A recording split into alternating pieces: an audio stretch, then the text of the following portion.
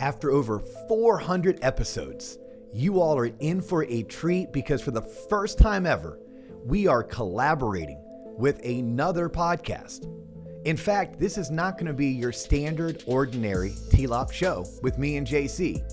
This time, I go from being in the driver's seat to the passenger seat. I go from being the host to the guest. I had the opportunity to sit down with my friend, Geoff Zimpfer. Geoff is a pioneer in the mortgage podcasting space. Enjoy.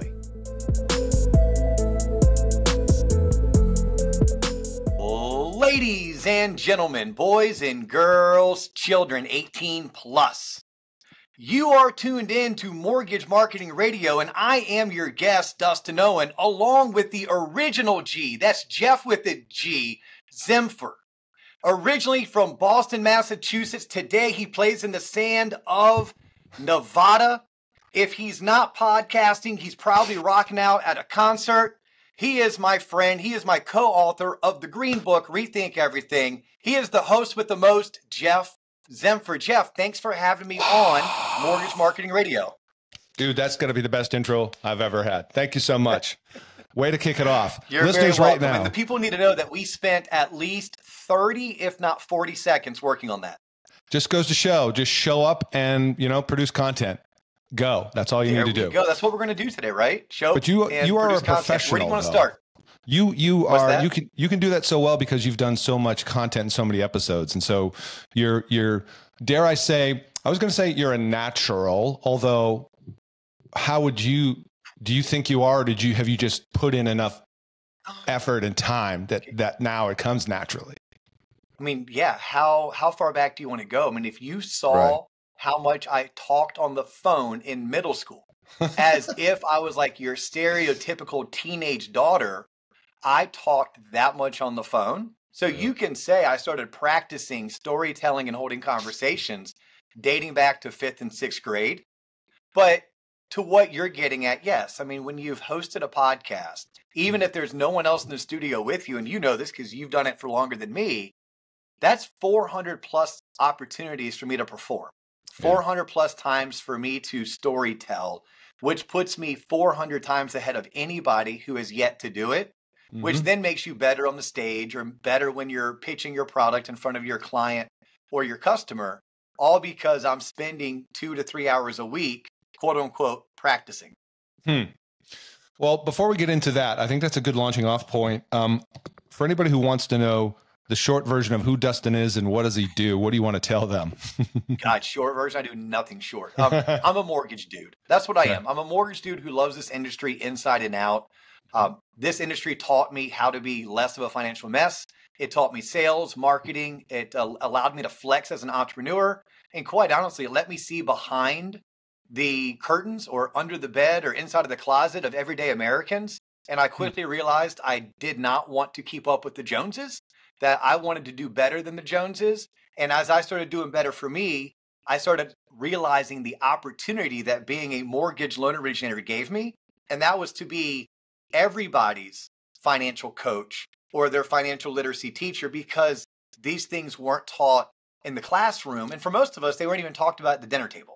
So on a very short as I can be version of, well, who is Dustin Owen? Yeah, he's a mortgage dude who's grateful for the industry and the profession that chose him. I didn't choose it. It chose me, like most of us, and feels like he has this wealth of information that is so basic and so readily available, yet no one either practices it or they understand it, or more than likely they weren't taught it. So as a mortgage loan originator, I quickly learned my job was no longer about calculating payments and figuring out DTI and understanding loan programs and products and running AUS. My job was more of a calling, and that was to help promote homeownership, help promote wealth generation through homeownership. But more importantly, hey, while I'm doing this pre-qual that you need to get done, can I teach you a couple of things about generating wealth, not just through real estate, but maybe by having a budget or maybe understanding compound interest? And then can I point you to the right resources so that you too aren't like me, where when I entered in the industry, I literally didn't know anything. I didn't know what a 401k was. I didn't know how compound interest worked. I didn't know what a budget was or how to create one. So I think that's a little bit of a higher level of my calling. But at the end of the day, to answer your question, I'm just a mortgage dude. So where does this calling come from? I mean, you get into the industry somehow, and then, you talked about didn't want to keep up with the Joneses. I want to better understand, how did it turn from what might have started off as a way to make a few bucks to something of a higher calling, to use your word? Wow, I love this. I feel like I'm having a therapy session with my counselor with these questions, Geoff. All right, where does it come from? I mean, I'm a kid who grew up in the 90s, right? Born late 70s. So 80s and 90s was my era.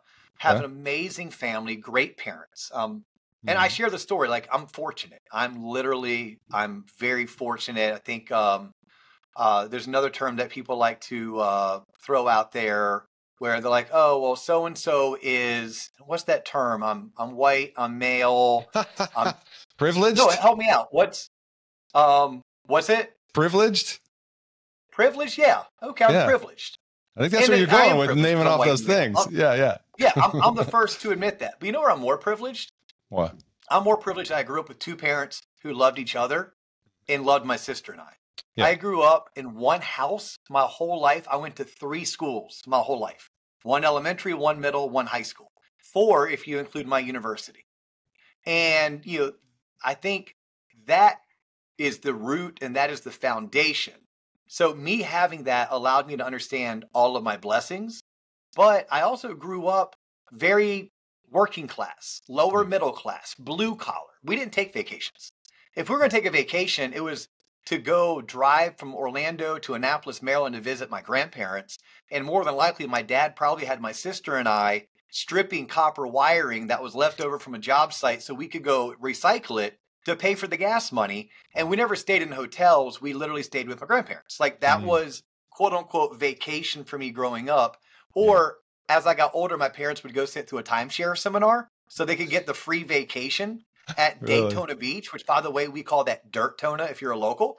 And we got to do that on the weekends. So that's a little bit of a background. So to say that I grew up with a chip on my shoulder or I grew up a little bit envious, yeah, I did. Like, I'm not afraid to admit it. I'm not bragging about it, but I think it's very much part of the story. So I grew up wanting more. Like, I wanted to give my kids everything that my parents gave me. I wanted to live a lifestyle at least as good as my parents, but there's definitely some financial things that I wanted. And there's also some things I never wanted to do myself. I never wanted to fix an engine because I saw how it used my dad's whole weekend and frustrated him when he had to fix his own engine versus pay someone else to do it. So I knew from an early age I wanted to make enough money that I could take vacations and that I could literally pay someone to fix my own engine when it broke. The coaching and the teaching aspect, I don't know where that came from. Besides, I think I would have loved being a high school teacher and a high school varsity coach, baseball, football, more than likely. But I was too money motivated. So this industry and the career I've had gave me that opportunity to work in a field with unlimited income potential. But at the same time, it let me flex into some of the fulfillment personally that I pull out of teaching and coaching. Yeah. Because it gives you both sides. I mean, money in and of itself at some point isn't fulfilling once you achieved it, once you've got the things or whatever, right? At least for me, that's my experience. It's the other things that are more fulfilling. Isn't that so true? And you couldn't have told that to the 26-year-old me. No, hell no. You couldn't have shared that with the 34-year-old me. Yeah. But the 45-year-old me, oh my gosh. Yeah. Oh my gosh. It's not about the money. And what I've learned, it is about the money until it's not. It's about the money until you get it. And then you realize there's way more to life than the money. Right. And of course, not to go super deep, it's just meaning. That's all we're doing is attaching meaning to different things, right? And so whatever money means for you, for some people, they still have their identity wrapped up in how much money I have. And if hopefully, you mature, sounds like I have, where it's just like, okay, I want money. I enjoy money because it gives me flexibility and choices, but my identity is not wrapped up in money. It's like who I am. How do I impact other people, interact, right? Who am I being as a dad, as a husband, all that stuff. Yeah. Money gives my wife and I one less thing to fight about. Money gives us one less thing to worry about. Money allows us to take awesome vacations Yes. Money allows us to give back to our family and our community. Right. Like there's definitely things, but then again, maybe that's because we're responsible, positive people. I'm sure there's others that have all the money in the world and they still fight about it. You know, and they have all the money in the world and they still worry about it because of how they choose to leverage that money. Yep. They're probably overextended or whatever and all that. If we're going to go all philosophical, but we don't need to go there. People, that's not entertaining for the folks listening and tuning in. Oh no, I mean, you know, somewhat. I mean, as you're listening to this right now, think about your identity in association to money. You know what I mean? Anyway, we'll leave that for you to gel on, listener, for a moment. Okay, so it's funny, interesting you hearing describe your background. Kind of ironic that you mentioned the vacation thing. I don't know what it was, but like a week ago, that whole idea of vacationing with my parents popped into my head. And I started thinking, because I'm thinking about like where we've taken our kids on vacation and we've been, you know, very blessed and fortunate as well. And it's a very similar path in that, number one, on the vacation thing, the only vacation I remember doing is exactly what you said, going to my grandmother's house or we went camping. Like that was it. Like we never got on a plane. I don't think ever. I think the first time I got on a plane was in my 20s, you know, when I was like leaving home or whatever, you know, crazy. Yeah. So that's that. And then secondly, funny connection here is like, yeah, I after high school did not go to college immediately afterwards because I wanted to get out in the real world, right, and start making money. And so for me, that was construction.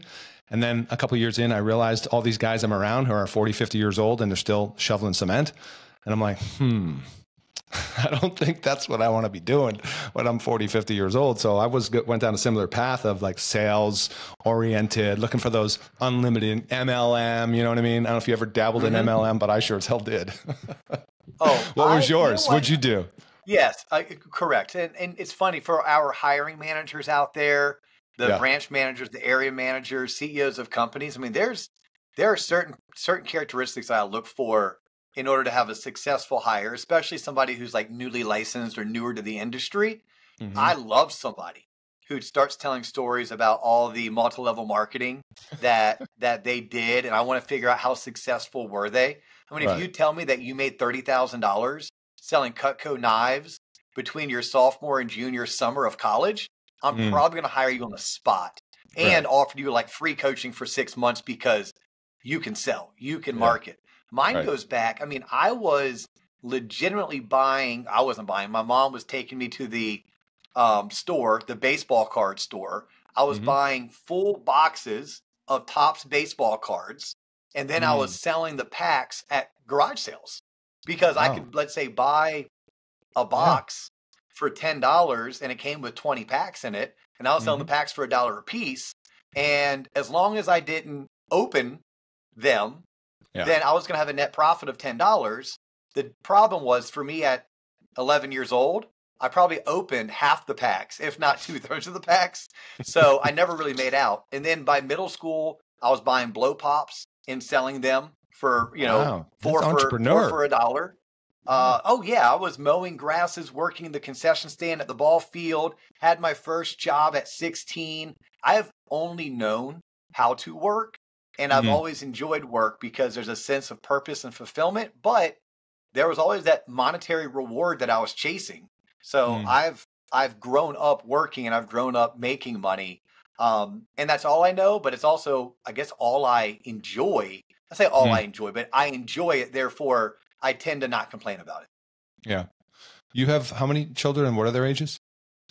2 children, 16 and 19.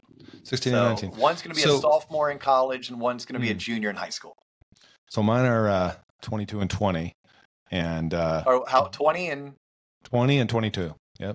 Oh, 20 and 22. Yep. So just a couple years years ahead. Both at home or? Well, still sort of enrolled in college. That's like a whole separate longer story. Both at home though. Yes. To answer that question. Both home, I asked that. Yeah. Go ahead. No, I said I asked that because we have both ours at home this summer because my son is home for the summer and it's nice. I like it. Like my wife likes it. We like having both the kids home. But I know that goes away next month when he goes back to school. Well, so I've seen you, the reason why I'm asking this question and kind of going down this road a little bit, just so you know, and for the listeners who know, if you haven't followed your podcast or YouTube channel, we're going to link it up in the show notes, but you've got a killer YouTube channel, right? The Loan Officer Podcast, tloponline.com. We'll put all that stuff in there so they can listen and follow. But what I've noticed about some of your conversations is it's not all about mortgage. Like you go, how do I describe this? You talk about America. You talk about some of the quote issues, right? Yeah. In modern America. And it made me think when you were talking about grew up working, cutting lawns and, doing your thing, and then asked about your children, if you, isn't it different today? Like, do you think it's harder to just like, how we used to go cut lawns and deliver newspapers? Like those things are gone, right? Well, I don't know. I mean, my son mowed lawns until he got tired of the Florida heat, and then he went and his first part-time job was at Chick-fil-A. He parlayed that to a part-time job at Dick's Sporting Goods, and now he parlayed that experience into a just plush, cush job at this local kind of, I call it the high-end bougie gym, like where like professional athletes and like the high-powered attorneys work out. Yeah. And he hasn't had much issue obtaining those. And then my daughter, even this week, I mean, she's doing all the normal kid jobs. She's driving a kid to vacation Bible school and back all week, and the parents are paying her $50, and she's taking care of the neighbors' bunnies while they're out of town, and she's making a couple $100. So I think they're still there. I would say we as parents don't promote it. I would say we as parents don't see the social benefits enough of our children having side hustles and part-time jobs, more than they're not out there. Yeah, personally. I agree. At least, and that's me in Central Florida. Those are my experiences. Yeah, and that's why it made me curious. Like today, there's no way. I know I say this, but it does vary about where you live. Like my kids grew up mostly in Orange County, California, right? Southern California. There's 3 million people there. And like the cutting lawn jobs, those are spoken for. You know what I'm saying? Yeah. Like a lot of the manual labor jobs are spoken for. You're not going to go get that as the neighbor, privileged, go back to what we said earlier, the privileged kid walking over. But I do agree it's a mindset and you got to kind of condition your kids for that. I've tried to do that, but yeah, that seems to be the route is either you go fast food or something retail oriented versus can you develop a skill? Like I've had my son do some of my video editing. So that's a cool skill that you can develop, which is the new lawnmower, maybe. You know what I mean? I don't know. Oh, 100% it is. No, and we've had my daughter come in and she's probably 12 or 13. My daughter both my kids are good mixes, but there's certain moments where you have a conversation with my daughter and you're like, oh my God, you're your father. Like there's just no denying that dude is your dad. And at 13, she was like, child labor laws are BS. I'm like, well, do you even know what BS means? Yeah, right. And she's like, I just want to work. And what she meant is she wants to party plan. She wants to, when we were hosting our annual sales rally and our marketing team had to put together 100 table setups and goodie bags. It was the summertime and my daughter came in and she worked for 4 hours assisting the marketing team with preparing for this, big event where we're going to have 100 people in town and, hotel rooms and fancy dinners. So I like what you said there, because if we just expand our horizons a little bit and get creative with our thought process, there are opportunities for us to bring the young adults or the teens into a work environment and have them do minimum wage tasks, but maybe it's not necessarily washing cars or picking up poop in the backyard from some dog business they have, or even mowing lawns like we were talking about. Interesting. Yeah. And there's the lessons you got to give kids too, as well. Let's do this. Let's pivot, because I think this is a good segue into speaking of lessons and opportunities. Okay. So here we are, 6-month mark, 2024, July. You, how long have you been in the mortgage business now? I entered in 2004. So it has been 20 years, 2 decades. 20 years. Yeah. And you are VP of the Eastern Division Sales for Waterstone, correct? Yes. Okay. So you interact with a lot of loan officers. Correct. Yeah. My day to day is staying on the sales side of things, working with the recruiting department, working with the marketing department, helping lead 13 branches, 100 plus loan officers, 300 plus associates. And by helping lead, because they all have branch managers, and there's other divisional executives that also pour themselves into the development and the support of that talent. But if someone were to say, well, what do you do day in, day out on a high level? Yeah, it's a lot of coaching, a lot of training, a lot of teaching. There's some P&L management, there's some advice given, some team building, business development. But if it goes in that box, what you won't call me to do, you won't call me to do your compliance. You probably don't want me to do your accounting, although I could probably fake my way through it for at least a solid 2 quarters. And although I dig the secondary market, I love to talk servicing. More than likely, if you compared me to someone who's been doing that for 20 years and not sales for 20 years, that person's going to run circles around me. Okay. All right. So 6 months into 2024, what's if you were to describe, is there an overarching or a consistent vibe, theme, recurring word that's coming up as you're interacting with these LOs? Oh, a word? Yeah, I mean, endurance. Endure. Like Okay. I'm a endurance athlete. At this point, I have to accept what I am. For years and years, I'm like, I'm not a runner. My wife's like, babe, you run like 4 days a week. You're a runner. I'm like, I'm not one of those people. No, I'm just going to admit it. I'm one of those people. I'm an endurance athlete. I choose not to just run. I like to do like swimming, biking, and running all in the same day, all in the same race is my drug of choice. So I lean into that when coaching mortgage sales professionals. It's like, look, you're enduring right now. You're building something. Your payment for what you're building, your payment for your effort is going to be delayed. I'm not going to say you're not going to get any type of compensation, but the bulk of your compensation is going to happen in the future. And when it happens, you're going to turn around and feel like, oh my gosh, I don't deserve all of this money. And I'm going to say, no, you earned every bit of that money. You just earned it in 22, 23, 24.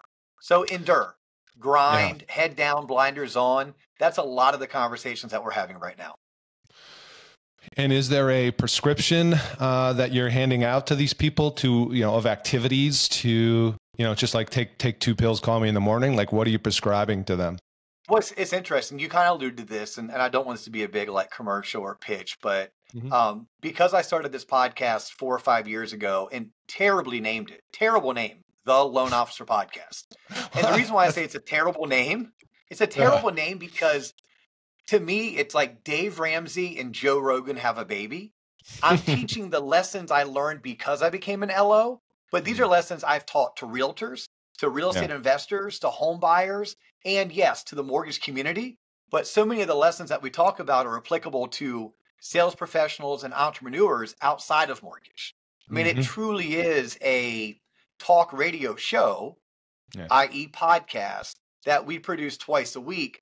I just couldn't come up with a better name, so we called it the Loan Officer Podcast. Because of that, a lot of loan originators really tuned in and started digging what we were doing.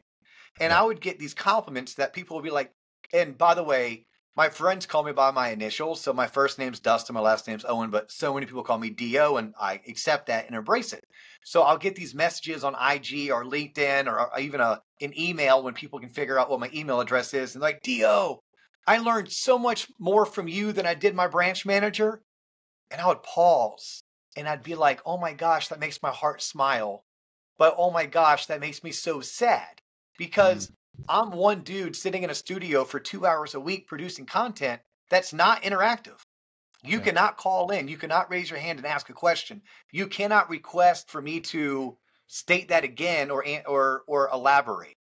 So as I thought more on it and I sat on it, I'm a big follower of this guy, Alex Hormozy. And Alex Hormozy teaches and preaches, like, create the content, put it out there. And if it's any good, your audience will raise their hand and they'll tell you what they want to buy from you. Well, my audience raised their hand and said, I want to learn more from you. Do you do coaching? Do you do sales training? Do you have any courses? And at the time I was like, nope, Nope, never been on my radar. Well, recently, about a year ago, we went all in and I said, well, if the people want it, let's go ahead and give them our version of business coaching, our version of sales training for mortgage sales professionals. That's our version. There's other really good products and services out there. And I call them Coke. I call them Pepsi. I call them Mountain Dew. We're Dr. Pepper.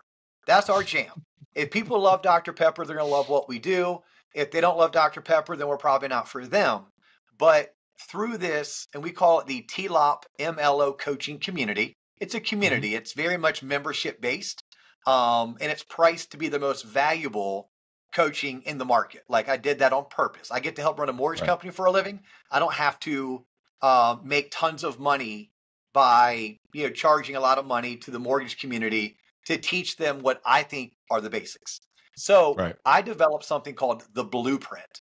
And the Blueprint, if anybody wants it, I like they can reach out to you, Geoff. I'll get it to them. But to me, I loved when I was a loan officer, a rookie LO. I love that the core had the greatness tracker, right? And you listen to these just beast of mortgage professionals, like girls like Shayla Gifford. And Shayla tells her signature story about how the greatness tracker is how she went from making $300,000 a year to $1 million a year. It's literally a document on a piece of paper that looks something like that, right?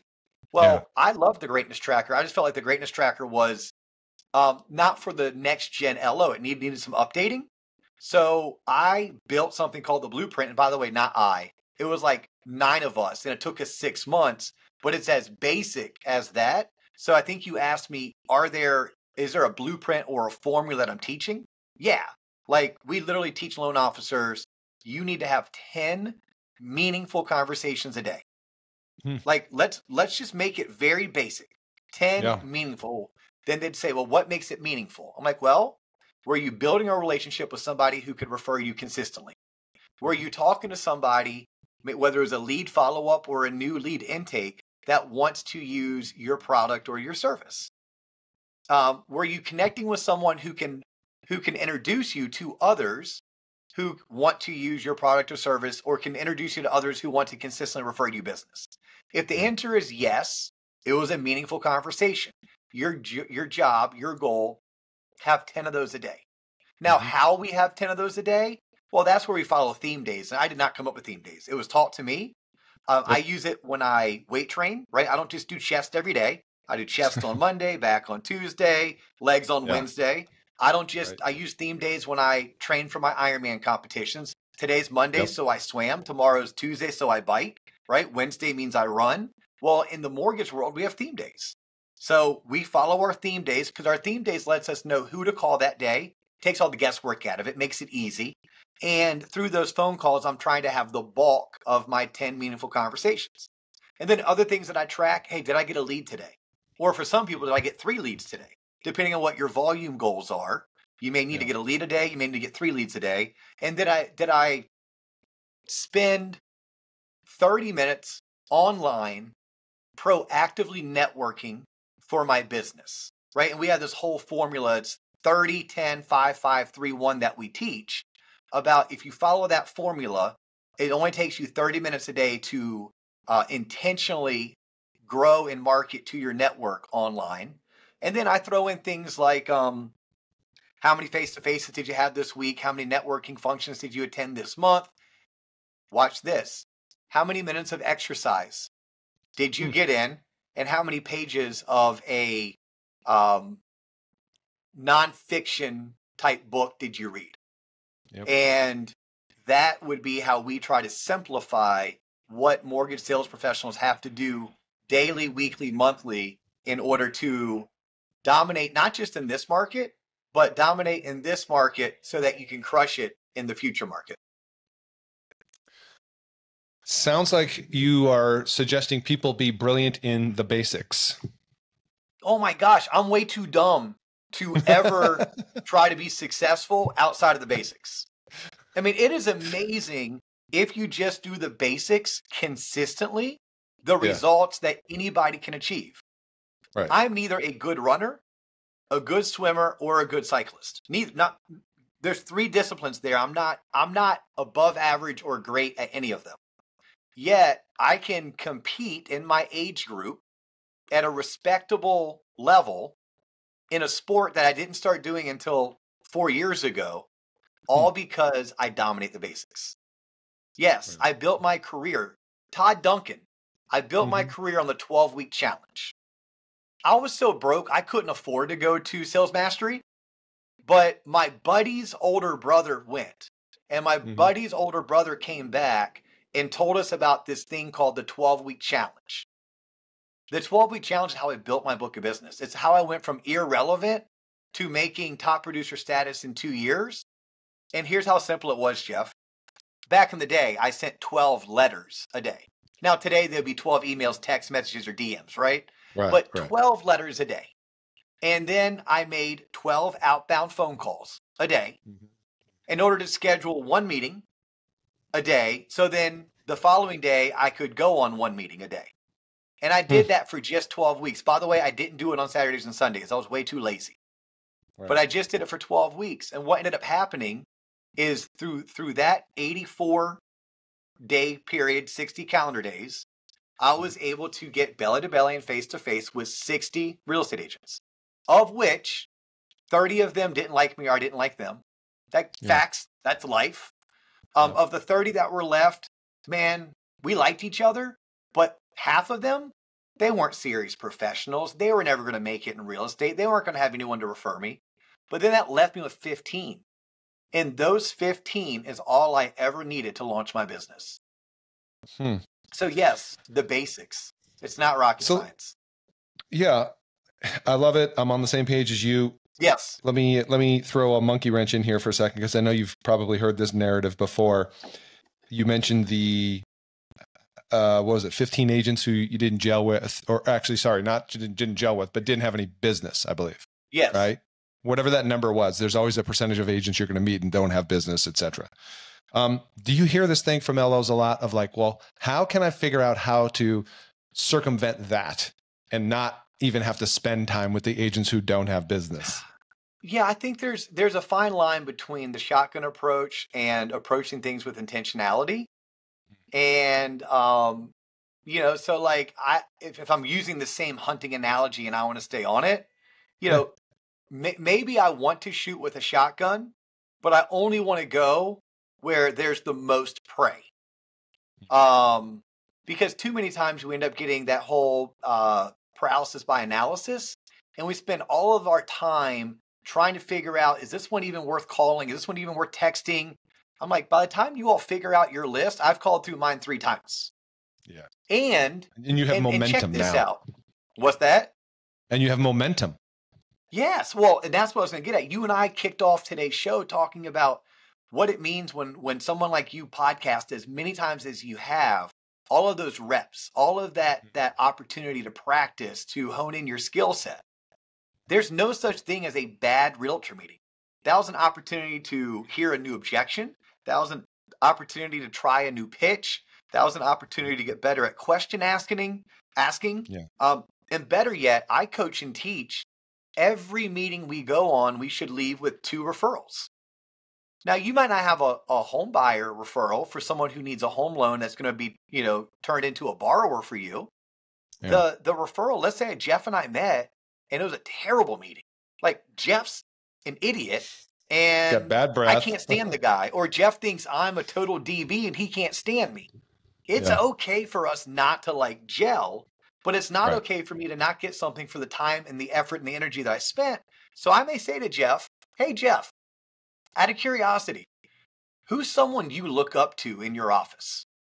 Right? I'm just trying to get a name and a number. I promise you tomorrow when I have to make my 12 calls, I'm going to call that person. I'm going to say, hey, I was just in your office yesterday. I was meeting with Geoff and he was bragging about you. And I figured if Geoff is willing to brag about you, you're probably someone I should meet. Or I could have said to Geoff, because maybe Geoff was the big dog. And maybe Geoff was big dogging me around and bullying me around the meeting. And that's why we didn't hit it off. Hey, Geoff, let me ask you a question. So I'm the rising star in my company. Who's the rising star in your company? Because I've noticed that rising stars love to stick together. So I've constantly and consistently coach loan officers, when you go on these meetings, there's no such thing as a bad meeting, because it gives you opportunities to practice. It gives you another at bat, another rep, but you should walk away from every meeting with at least 2 referrals. That right there is, worth the price of admission, whoever's listening right now.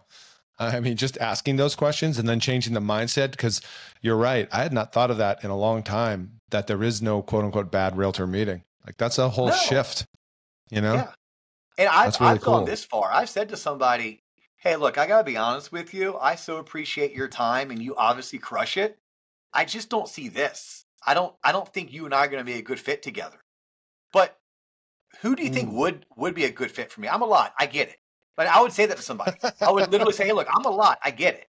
But who do you think would be a good fit for me? And you'd be amazed. Their whole tonality and their body language and their posture just sinks into the chair. They relax. They even smile and become a little bit nicer because I dropped their guard. Mm-hmm. I've had 3 names given to me. Really? And you'd be amazed, because usually this happens when that person was like the number 1 producer, that I probably used every sales tactic to get in front of them, and I forced them to have a meeting with me. But now all of a sudden, those names they gave me, when I call them and I said I landed a meeting with that person, and everyone knows that that guy or that girl's a little bit prickly, and then I say that that guy or girl spoke highly of them and that they suggested that we meet, it's a layup. And usually it's a layup with the type of agents we do want to work with, like those that are actively selling 18 to 36 homes in today's market, who do run a sustainable business, and they work well with local lenders like we are. 18 to 36 homes in what period of time? A year. Okay. That is your criteria for spending time with agents, 18 homes in a year? My criteria is quite honestly, are you licensed? Are you full-time? Are you serious? And are you in growth mode? Like those are my requirements. That could be somebody who hasn't closed but 3 transactions in the past 6 months, but because they've only been licensed for 12 months. But I'm looking for full-time, serious professionals who are in growth mode. And then obviously we have to somehow gel. I spent too many years slamming square pegs through round holes, and had just learned there's enough fish in the sea. There's enough realtors in my market. I don't need to force it with someone where we don't see eye to eye. They don't play by my rules, or I'm not willing to play by their rules. It's pretty ballsy to, in front of the person, say, hey, you know what? Really appreciated the time today. I just want to be straight up. We're both busy people. Like, I'm really not sure that we're a fit for each other, and just be like, take it away. Right. It's like anything, Geoff, way easier with wisdom, way easier with money in the bank, and way easier with a pipeline that's full. And I get that. I'm the first to recognize that. One of my first managers, the guy's name is Rob Mitchum. He's not in the business any longer, but he's a hell of a guy if you ever meet him. And Rob came by my workstation. They were called cubes back then. We can't call them cubicles anymore. We have to call them workstations. But he came by my workstation, and he saw I was working the same file for the same borrower for like 4 days straight. He's like, Dio, can I tell you the best 4-letter word in sales? And I'm going the F word. I mean, I'm like, right. He's like, next. He's like, next. It's the best 4-letter word in sales. Next. And it was easy because I heard him, but I don't think I was listening. I think that's from Wesley Snipes, Woody Harrelson, White Men Can't Jump. And I think it was Wesley Snipes' character talking to Woody Harrelson's character. He's like, you hear me, but you don't listen. And anyhow, I heard him, but I didn't listen. It wasn't until years went by that I could fully listen to what he was saying, which was say no and go out there and go meet with 10 new agents, call 10 prospects back, reach out to your circle of influence 10 more times, because that's going to be more fruitful than you sitting here working this cold, dead lead. Love that. And that does take, like you said, some maturity, some wisdom, couple wins under the belt. There's a lot of different ways we could go in this conversation right now, because a lot of things are popping in my head, from like, should you put up with the toxic, prickly realtor, right? I think that was a question you and I commented on in the social feeds a couple of weeks ago, whatever. My answer to that was, when you're starting out, you got to put up with more BS than when you're well established. Yeah, I think there's a process to everything that we do. Yeah. And we have to pay our dues, but I think so many times you have to also learn the lessons the hard way. I mean, how many of us, we entered into this profession because we're hard-headed, because we're willing to bet on ourselves, because we like to be like, hey, hold my beer, watch this. So with that same type of gusto also comes our unwillingness to heed advice, which is when I'm like, Geoff told me about that. He told me that stove was hot, but I still go and touch the stove. I'm like, damn, Geoff was right. Yeah. That stove was hot. What I don't do, because Geoff gave me the heads up, I probably didn't put my entire hand on the stove, and I probably will never touch it again. And I'll probably start listening to Geoff more often. So I do agree, and I have lived it, that yes, this is all great advice. This is what top producers do and well-oiled machines operate. Yeah. However, it is easier said than done, and it's easier with experience. Good advice there. All right, for the last couple of minutes we've got left, if you wouldn't mind, I'd like to get the DO, paint the picture on, you're close to it as well. There's various, psychologies circulating right now in the industry. It's a bit of a challenging time, whatever, all the stuff we know, right? The narrative we hear every day. What is the picture you would paint to the person who's in that space where their income's down, transactions are down, there's not a lot of movement going on, the housing is in hold pattern to some degree, even though I know, I get the narrative, there's Sean Benosian did 100 million in the month of May. I get it. Right. But then there's the dude, individual, he's a really he's a super cool dude. Yeah. Awesome dude. Of course he is, from Boston. But, what are you telling your people right now if they're in that oof, shit, it's a little sticky right now. Should I hang in there? Let's do this, because you and I survived 08, 09, right? Yeah. And by the way, 08, 09, it started happening in 7. So 7, 8, 9, it wasn't until end of 10, beginning 11 that we started picking ourselves back up. And so I lived this. I remember where I was, what I was doing, had my office packed, put it in the back of my truck, had my resume on. Do you remember The Ladders? TheLadders.com was like a job placement message board for people seeking sales jobs with 6-figure income potential. Right. Yep. And I had this realization, because I actually had an opportunity to leave the industry. And when I sat down, the opportunity was going to require me to build a following, a network of referral sources, a network of clients. It was going to require me to work 50, 60 hours a week. And some of those were nights and weekends, because I was going to be managing a large venue in charge of ticket sales and advertising sales. And I'm talking big concerts coming through. And I was going to have to learn that industry. And here's what I realized. I could stay in the mortgage industry, where I at least had some bit of a following. I at least knew what I was doing. All I was going to have to do is work really hard. Well, the other job, I was going to have to work really hard, but recreate a following and learn a whole different industry. So to those people, I would say, what else are you going to do? What else? Let's walk through that. Let's actually visualize it. Let's get out a pen and paper and let's write that down. What did you do prior to the mortgage industry? What were your hours like? What was your best income year? And what was the maximum you could have made if you stayed in that industry? And what I would tell most, 98 out of 100 would realize that they work in a great industry with good people, with a higher calling. That higher calling is being financial literacy advisors, helping people generate wealth through home ownership. And they have unlimited income potential. They know this industry.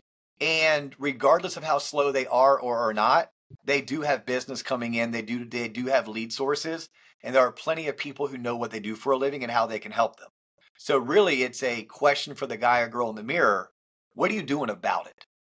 What does your effort look like? Where's your intentionality going? Because for most of us, this is a great gig in an industry that we know and love, and there's not something better for us. And if there is, it's going to require us to work really hard, put in lots of hours, and do things that are uncomfortable. We might as well do things that are uncomfortable in an industry where we already have traction. It's good advice. Reminds me of the everything's hard, choose your hard, you know? That's awesome. All right. Well, this has been a cool, awesome coaching session from a veteran who has interacted with lots of people. That's got, I think, a nice scope and view of what's actually working in today's market. So thank you for that. We also want to allow people to be able to connect with you because there's a lot more great content you have. First and foremost, your YouTube channel is banging. You just crossed the 20,000 subs. Congratulations on that. That's a whole separate podcast in and of itself. So I'm going to put links in the show notes to the YouTube, also the TLOP community. This is tloponline.com, correct? Yeah, look, TLOP, the Loan Officer Podcast. So the podcast is still the Loan Officer Podcast, but TLOP is now the brand because TLOP brings the YouTube channel. It brings a newsletter that I write every single week. It's free to sign up for. That information is on TLOP Online. TLOP Online is our website. The reason why I don't have TLOP.com is because someone already had it. So I had to do TLOPonline.com. And, we have the TLOP coaching community for all of those people who are worn out of all the free resources, right? Podcast is free. YouTube channel is free. The newsletter is free. For those that want more, then we invite them, hey, check out what we're doing. Come be a part of our community. Yeah. You guys got a good thriving community. I know, because I've seen it behind the scenes and you got great content. So I just want to bring more good content to people because we need more people rising up, raising their standards in this industry, And so it's about the people and the environments, the community that you're around that are going to help you to do that. So all the links you're looking for, including following Dustin on LinkedIn, is in there because he's quite chatty on LinkedIn. And that's probably one of the best places to find him. Jeff, Dustin, man. Thank you. Yeah. Thank you for this. We've been trying to do this for months. Absolutely love what you're doing with my agent class. The TLOP community is a big supporter of your product. I love teaching loan officers how to build their brand in their local market by being that educator and hosting classes and events just like you do it for them in a box. So keep doing what you're doing. It's a phenomenal product. And more importantly, thanks for having me on. I appreciate it. My pleasure, man. It was overdue, but I'm glad we had this conversation, and I'm pretty confident you'll be returning as a guest if you would be open to that in the coming months. I would love it. But all right, listeners, you know what to do. Yep. Please leave us a review if you like this one. Share it with somebody else you would find valuable to get it. And of course, check out the links in the show notes. We'll see you on the next one, people. Bye for now.